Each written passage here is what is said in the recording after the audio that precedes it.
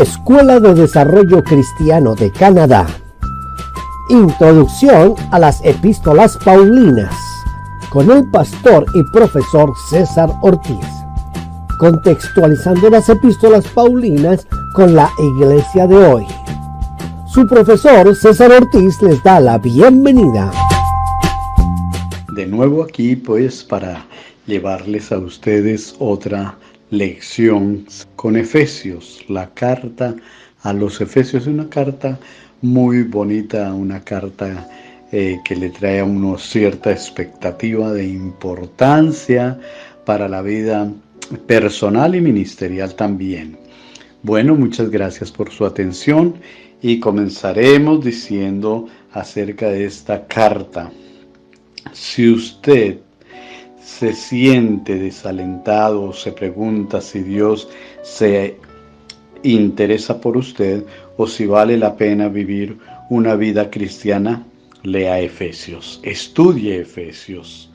Ya no volverá a sentir como un huérfano, y hace la comparación como cuando el hijo pródigo sale y regresa a casa. Entonces esta es una carta como de reinicio en la vida cristiana. Pablo describe las riquezas de Cristo que están al alcance de todos y nos señala a nosotros, los hijos adoptivos de Dios, como su más brillante exponente, número 1 de todo el universo, según capítulo 3, versículo 10. Efesios contiene pensamientos asombrosos, casi increíbles. Pablo quiere que sus lectores entiendan cuál es la anchura, la longitud, la profundidad y la altura del amor de Cristo. Capítulo 3, versículo 18. Levanta el volumen para expresar ese amor y ni una nota baja lúgubre se cuela. Así es de que es una carta que vale la pena estudiar y vale la pena entenderla también. Muy bonita. Pero antes tenemos que tener un conocimiento, un esbozo de lo que es Éfeso. Éfeso en el primer siglo de la era cristiana se llamaba así, de la misma primera ciudad de Asia, como la primera ciudad de Asia. Si bien la antigua ciudad de Pérgamo, según Apocalipsis capítulo 2, versículo 12, al norte mismo, seguía siendo la capital oficial de la provincia. Éfeso había crecido rápidamente en importancia, centro de gran relieve, tanto en lo comercial como en lo intelectual y religioso. Hacía gala de una de las 7 maravillas del mundo antiguo, el templo ornamentado y deslumbrante de la Diana, la gran diosa de los Efesios. Recordemos por allá en capítulo 19 de los Hechos, versículo 23. La historia de la iglesia efesia se puede encontrar con cierto detalle en el Nuevo Testamento.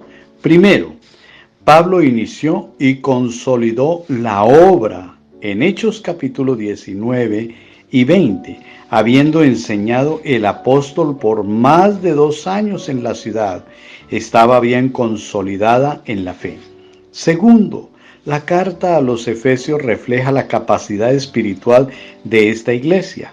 Pablo pudo darles de comer vianda sólida. Adviértase sobre todo Efesios capítulo 1, versículos 3 hasta el 14. Además, la carta pone sobre aviso contra el conflicto con espíritus malos. Recordemos ahí en el capítulo 6, versículo 10, amenaza tan notoria en esta ciudad, y hace una referencia por allá en Hechos capítulo 19, versículos 11 al 17. En tercer lugar, las cartas a Timoteo, a quien Pablo dejó aquí para continuar la obra, 1 Timoteo 1:3, muestran la fase siguiente de la historia. Entonces, Éfeso tiene como un hilo con otras cartas. Así es de que ahorita vamos a ver adelante un paralelo entre la carta a los Efesios y también con los Colosenses. Maestros falsos habían comenzado a perturbar a los creyentes y Pablo envía instrucciones respecto a las enseñanzas de sana y a la organización adecuada de la iglesia. En cuarto lugar, en Apocalipsis 2, 1 al 7 se escribe el último capítulo referente a esta iglesia en el Nuevo Testamento. Es palabra triste. Ha dejado su primer amor por Cristo. Capítulo 2, versículo 4. Al no arrepentirse de su condición, como la historia muestra, fue eliminada. Su candelero ya no brilló más como testimonio en Éfeso. Así es de que Pablo hace ciertas anotaciones acerca de lo que es el primer amor. Tiene una relación con Apocalipsis y tiene una relación también con el libro de los Hechos. Así es de que tenemos que buscar acerca de la iglesia de Éfeso en Hechos y en Apocalipsis. En cuanto al esquema de la carta a los Efesios, el tema central de la carta es la iglesia como cuerpo de Cristo. Pablo hace una presentación sublime de esta verdad, partiendo desde el comienzo mismo de la iglesia hasta su testimonio en el mundo y su conflicto con la fuerza del mal. Esta carta se divide en 3 secciones muy importantes al principio, pero luego continúan las divisiones como 9 divisiones, una de las cartas que más tiene divisiones. Así es de que los primeros 3 divisiones es un saludo que está en el capítulo 1, versículo 1 y 2.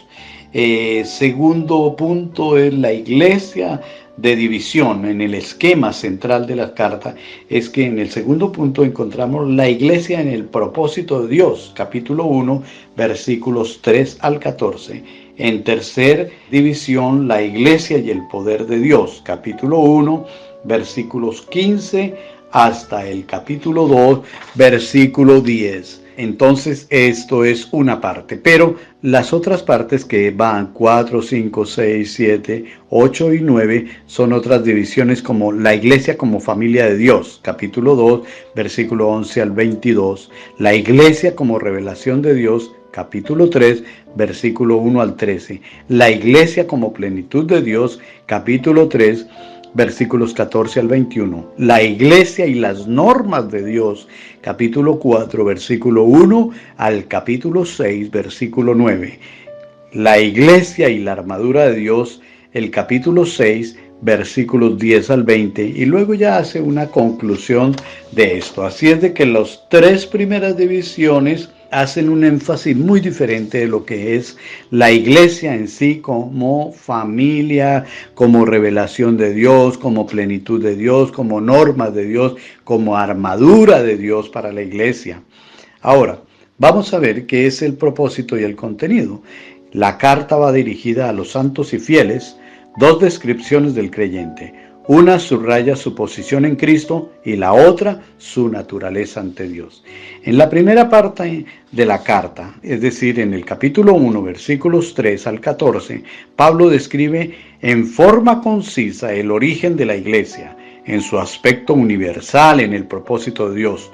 Pone de relieve temas importantes como la elección, capítulo 1, versículo 4, la predestinación, capítulo 1, versículos 5 y 11, la adopción, capítulo 1, versículo 5, redención, capítulo 1, versículo 7, propósito, capítulo 1, versículo 9 y 10, y el sello del Espíritu Santo, capítulo 1, versículo 13, culminando con la toma de posición final de la iglesia por parte de Dios en el capítulo 1, versículo 14. Por el poder de Dios, la iglesia ha cobrado existencia y se la describe como una gran familia que consta tanto de judíos como de gentiles. Si ustedes ven el capítulo 2, versículo 11 al 22, quienes comparten por igual las riquezas de la herencia de Dios, capítulo 3, versículo 1 al 13, Dios mora en la iglesia que ha sido edificada sobre un fundamento sólido y está constituida de muchas partes, cada una de ellas con su lugar propio en la estructura. Véase capítulo 2, versículo 19 al 22. Característicos en la parte del libro. Capítulo 4, versículo 1 al 6, 24. Son los dos conceptos de andar y luchar. Si bien la palabra andar con el sentido de la forma de vivir aparece 2 veces en los primeros capítulos, como en el capítulo 2, versículo 2 y 10, es más común en la última parte. El cristiano ha de andar como es digno, no ha de andar como los otros gentiles, ha de andar en amor como hijos de luz y como sabios, ha de andar de acuerdo con su posición como miembro del cuerpo de Cristo. Entonces ahí nosotros lo podemos ver también en un pasaje que hace paralelismo en Primera de Juan, capítulo 2, versículos 5 y 6. Las exhortaciones a los miembros de la familia son en general más largas que las contenidas en los Colosenses, es decir, Éfeso hace más énfasis que en los Colosenses, en las familias que son en lo general los miembros de esas familias, son exhortaciones más enfáticas en el libro de los Efesios. En Efesios, Pablo, presta más atención a la iglesia entre los esposos, utilizándolos como ilustración de Cristo y la iglesia, en el capítulo 5, versículo 32. Con una comparación abreviada de 2 pasajes debiera dejar bien claros los rasgos básicos de cada una. Es decir, que aquí en Efesios da una importancia a la familia. Voy a dictarles un poco sobre lo que es el paralelo de pasajes entre Efesios y los Colosenses. Si vemos en el capítulo 5, versículo 22 al 24, entonces en Efesios habla a las esposas, dice, vivan sometidas al marido. En Colosenses capítulo 3, versículo 18, también habla sobre las esposas, dicen, sujetas a sus esposos. Capítulo 5, versículo 25 al 31 de Efesios dice, maridos, amen a la esposa, fíjense en el ejemplo de Cristo. Entonces presenta a Cristo como el esposo de la iglesia. Y en el capítulo 3, versículo 19 de los Colosenses también habla sobre los maridos, amen a la esposa y no sean ásperos con ellas. Otro de los pasajes paralelos es el capítulo 6, versículo 1 al 3. Le habla a los hijos. Entonces, él hace una énfasis sobre la familia. Hijos, obedezcan a los padres, así lo manda Dios. Capítulo 3, versículo 30 de los Colosenses dice, hijos, obedezcan a los padres. Esto es agradable a Dios. En el capítulo 6, versículo 4 de los Efesios, le habla a los padres. Les dice, padres, no provoquen a los hijos, antes bien, críenlos, ¿no? Críenlos, edúquenlos. Y en el capítulo 3, versículo 21 de los Colosenses, también les dice a los padres, no provoquen a los hijos, no sea que se desalienten. Es decir, la educación debe de ser sabia. Así de que habla a las esposas, habla a los esposos, habla a los hijos, habla a los padres. Le habla a la familia su comportamiento, pero también le habla a los siervos. En el capítulo 6, versículo 5 al 8, dice, siervos, sean obedientes a los amos, sirvan al Señor.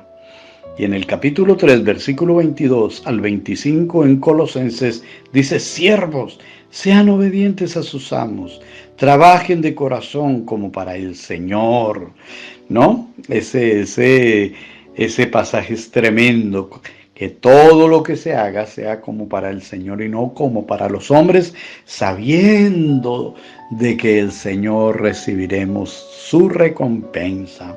Y también les habla a los amos, capítulo 6, versículo 9.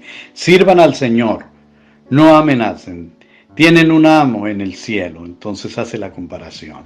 Y también en Colosenses capítulo 4, versículo 1, dice, amos, hagan lo justo y recto con los siervos. Tienen un amo en el cielo. Así es de que hace una exhortación. Al concluir la carta, el apóstol trata de la lucha cristiana, literalmente lucha libre, contra las fuerzas espirituales de las tinieblas. Recuerden ahí en el capítulo 6, versículo 10 al 20. Contra este enemigo disponen de toda la armadura de Dios. Y habla sobre la armadura de Dios. Si la usan, podrán estar firmes contra las acechanzas del diablo. Versículo 11 del capítulo 6, ¿no? Y Pablo describe las distintas piezas de la armadura y la función de cada una. Así pues, aun cuando el cristiano está en las regiones celestes, capítulo 1, versículo 3, versículo 10, versículo 20, capítulo 2, versículo 6, capítulo 3, versículo 10, capítulo 6, versículo 12, también debe servir de todas las provisiones de Dios y seguir con cuidado todas las exigencias de Dios para su vida y lucha en la tierra. Así es de que Pablo nos advierte que nosotros tenemos una continua lucha contra las acechanzas del enemigo. Y nos damos cuenta que ellos están bien organizados. Satanás está bien organizado, huestes celestiales. Dice que nosotros no tenemos lucha contra sangre y carne, sino contra huestes, no huestes del maligno, contra potestades, contra principados, contra poderosos de las tinieblas. Así es de que tienen un ejército bien organizado realmente para tener una lucha contra la iglesia, que somos nosotros. Ellos se han organizado para derrotarnos, para derribar a la iglesia, para avergonzar a la iglesia. Así es de que Dios nos ha dado esa armadura, pero sobre todo nos ha dado la espada del Espíritu para combatir. Una es la armadura para defensa, pero otra es el arma que Dios nos ha puesto en nuestras manos, que es el Espíritu. ¡Qué bendición tan grande y tan linda! Quiero hacer por último también relevancia a algunos versículos que son notables en el libro de los Efesios. Recibido, no ganado. Pablo había sido un legalista que se había convertido. Insistía en un punto clave del Evangelio. La vida eterna no se gana mediante algún rito de obediencia a ciertas reglas, a las que Pablo llama obras de la ley, sino que se recibe por gracia de Dios. No obstante, en este párrafo del capítulo 2, versículo 8, hace notar que Dios quiere que hagamos buenas obras, pero Pablo establece claramente una distinción entre las buenas obras que no nos sirven para obtener el favor de Dios, sino que son la consecuencia natural de experimentar el amor de Dios. Algunos creen y ponen en relevancia su vida sobre las buenas obras, pero es que ellos creen que ganarse el favor de Dios a través de las buenas obras, y no es así. Las buenas obras se hacen es porque Cristo mora en mí, el amor de Dios mora en mí, la misericordia de Dios mora en nosotros, y por eso es que debemos de hacer buenas obras. Otro de los versículos que me llama la atención es hacer relevancia sobre el capítulo 2, versículo 14, y se le coloca así como demoliendo barreras. Pablo era el misionero a los gentiles. Como tal, él escribía y hablaba constantemente acerca de derribar las barreras entre judíos y los gentiles. Los judíos se mantenían apartados de los gentiles mediante muchas barreras culturales y religiosas. Quizás el símbolo más vivido de la separación era una muralla que había en el templo de Jerusalén. Los no judíos nunca podían pasar más allá de los atrios del templo. Cruzar la barrera de separación implicaba la pena de muerte. En este pasaje Pablo describe cómo Cristo destruyó totalmente la pared intermediaria de separación entre ambos grupos. Cristo vino a unir.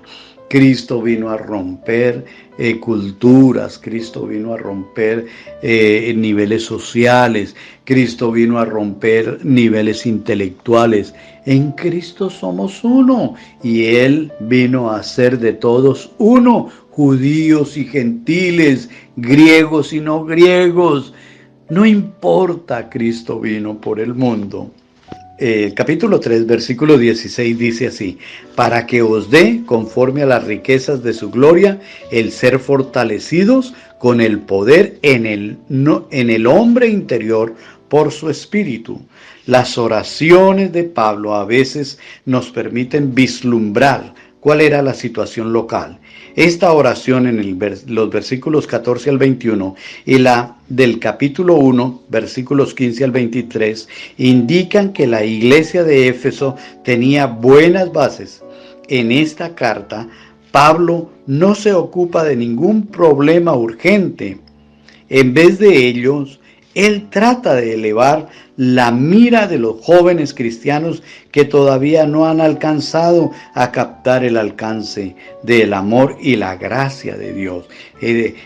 Pablo quiere que se centre nuestra vista espiritual en lo que es la gracia y el amor de Dios. Así es de que Pablo está haciendo estos versículos. El capítulo 5, versículo 21 dice que es la clave de la sumisión. Muchos lectores han tenido problemas con consejos que Pablo da en los párrafos siguientes. Esta primera oración establece el tono de todo lo que sigue. Debemos someternos a otros a causa de nuestra reverencia por Cristo. El sujetarse uno es un principio de una ley divina. Así es de que debemos de sujetarnos unos a otros. En otras palabras, en cualquier relación humana, la de esposo y esposa, de hijos y padres, de esclavos y amos, hay un tercer partido incluido, que es Cristo mismo. Pablo nos exhorta a conducirnos en estas relaciones a luz del mismo Espíritu de Cristo. Cristo se sujetó. Cristo no se ofanó diciendo yo soy el Dios encarnado, sino que Él mismo se sujetó y se sujetó a muchas circunstancias. Si uno ve la invitación de Zaqueo a su casa, yo creo que Cristo entró con toda reverencia y se sujetó a ese hogar, a ese jefe que era Zaqueo. Quizás en las bodas de Canaán, en otras casas él se sujetaba y él miraba en los grupos de iglesias, en los grupos religiosos. Siempre hubo sujeción. Cuanto más cuando había una ley cívica de los romanos, él se sujetó también a esas leyes. Y por último les quiero decir el capítulo 6, versículo 11, que me gusta mucho. Vestidos de toda la armadura de Dios para que podáis estar firme contra las acechanzas del diablo. Pastores, subrayen este versículo, pónganle un resaltador a este versículo. Vestidos de toda la armadura para que podáis estar ¿qué? Firmes contra las acechanzas del diablo. La armadura de Dios es importante. Efesios concluye con una concisa comparación, quizás inspirada por la imagen del soldado romano que, vestido con su armadura, patrullaba el lugar en que Pablo estaba preso. Pablo veía la vida cristiana como una especie de combate y quería que sus lectores se preparasen para combatir con un enemigo peligroso. La única arma ofensiva que menciona es la espada del Espíritu. Todo lo demás era para uso de defensa. Nosotros como pastores tenemos unas luchas grandes. Usted en el ministerio, hermano, tiene luchas grandes y difíciles, pero la palabra también del Señor, sabiendo lo que vamos a pasar, las experiencias que vamos a vivir en el ministerio, Él nos ha puesto este hermoso pasaje de la armadura de Dios. Estemos vestidos todos los días, constantemente, 24/7 de días de nuestra vida deben estar constantemente, 24 horas, 7 días a la semana y todo el año y toda la vida ministerial, vestidos con la armadura de Dios para estar firmes. Para estar firme contra las acechanzas de nuestro enemigo, ese que nos quiere derribar, ese que quiere tirar su ministerio al piso, ese que quiere condenar su vida, ese que quiere robar su matrimonio, ese que quiere robar su iglesia, ese que quiere destruir su familia, sus hijos, vestidos de la armadura de Dios. Hermanos, cuando nosotros estamos así, estamos firmes. Y gracias a Dios por esta armadura que Él nos ha dado. Este libro de los Efesios, estos 6 capítulos, nos enseñan mucho a nuestra vida personal, a nuestra vida individual, a nuestra vida práctica en el ministerio. Hermanos, yo les insto, les llamo la atención, los animo a que estudiemos y expandamos nuestro conocimiento en la carta del libro de la carta a los Efesios. Es una carta preciosa, es una carta que nos exhorta, pero que nos llena de mucha vida y de mucha inspiración. Gloria a Dios por todo lo que Dios hace con su pueblo y con sus hijos. Animados, hermanos, animados, fervientes en el trabajo. Que Dios los bendiga, que Dios los guarde. Reciban un abrazo. Los amo con el amor de nuestro Señor Jesucristo. Hasta la próxima. Gracias, hermanos.